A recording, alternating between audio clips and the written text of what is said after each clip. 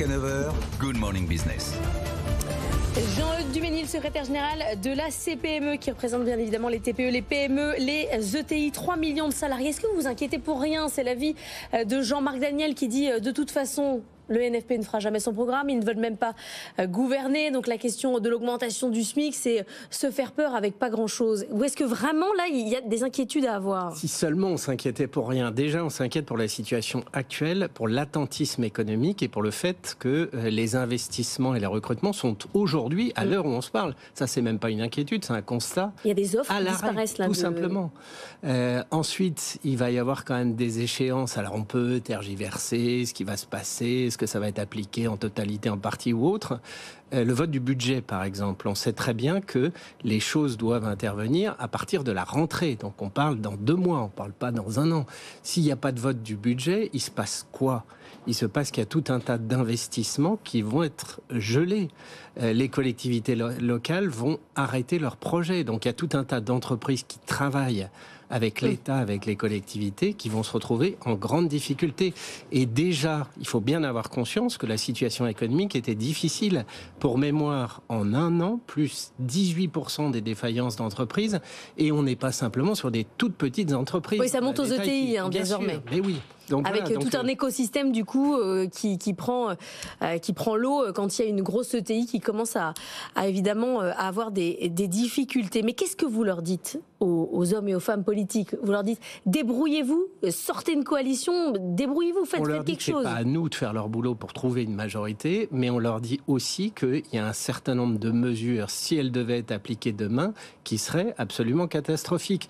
Prenons la fameuse augmentation du SMIC à 1 600 €. Alors justement, hier, Marine Tondelier en a parlé du SMIC à 1 600 €. Elle était sur France 2. Je vous fais juste écouter ce qu'elle dit. Peut-être que ça va vous rassurer.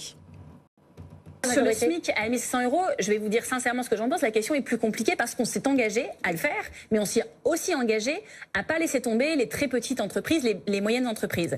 Et donc ça veut dire qu'il faut en fait un projet de loi de finances rectificatif. On ne peut pas juste faire le SMIC à 1 600 € sans faire l'aide aux entreprises qui en ont besoin. Sinon on va faire des catastrophes et on va être responsable. Marine Tondelier, elle dit si vous faites ça, ça va faire des catastrophes. Hier, l'UDP nous disait le SMIC à 1 600 €, c'est 25% du tissu de nos adhérents qui disparaît. Elle a bien compris qu'il allait falloir faire des aides, ça veut dire faire des prêts pour les entreprises pour payer leurs salariés. Là, ça n'a plus de sens. Vous vous rendez compte de la situation? Ça veut dire qu'on explique qu'on va mettre les entreprises en difficulté, qu'on le sait, et qu'on prévoit tout de suite des aides pour les accompagner. Mais enfin, on marche sur la tête. Pourquoi ne pas éviter de les mettre en difficulté? Ça paraît tellement plus simple et de bon sens. À un moment donné, Mathilde Panot avait évoqué une péréquation entre les grandes et les petites entreprises par le biais d'un fonds qui serait mis en place. Est-ce qu'on imagine une plus belle usine à gaz? La réalité, c'est quoi? C'est que, effectivement, nous, on a fait une enquête parmi les adhérents de la CPME. Si demain, le SMIC passe à 1 600 € net mensuel, d'abord, c'est pas uniquement le SMIC, c'est l'ensemble de la grille des salaires qui va être impactée. Il faut bien avoir conscience de ça. Ça signifie 15% d'augmentation du salaire immédiatement. Et puis, si on couple ça avec les 32 heures, puisque c'est aussi dans le programme du nouveau Front populaire, 32 heures pour les salaires pénibles, ça veut dire que pour certains salariés, c'est 25% d'augmentation immédiate du salaire. Mais qui peut penser qu'une entreprise est en capacité Là, les montants, d'absorber effectivement, sont très élevés. Mais Jean-Eudes Duménil, il faut quand même faire quelque chose pour les salaires. Je vais vous parler franchement, si on ne veut pas faire rebelote en 2027 et avoir le Rassemblement national, c'est là que ça se joue. Mais on a, vous savez, la difficulté, c'est quoi? C'est que quand vous êtes une entreprise et que vous augmentez un salarié au SMIC, pour qu'il ait 100 € de plus dans la poche, ça coûte 480 € à l'employeur. Il est là le problème. C'est l'écart entre le salaire brut et le salaire net. Il est là le problème. Autrement dit, c'est le poids des charges sociales et c'est le financement de notre système de protection sociale qui est basé, je vous rappelle, sur les revenus du travail. C'est ça aujourd'hui la situation. Donc on peut toujours faire des ronds dans l'eau et dire les salaires sont pas assez élevés.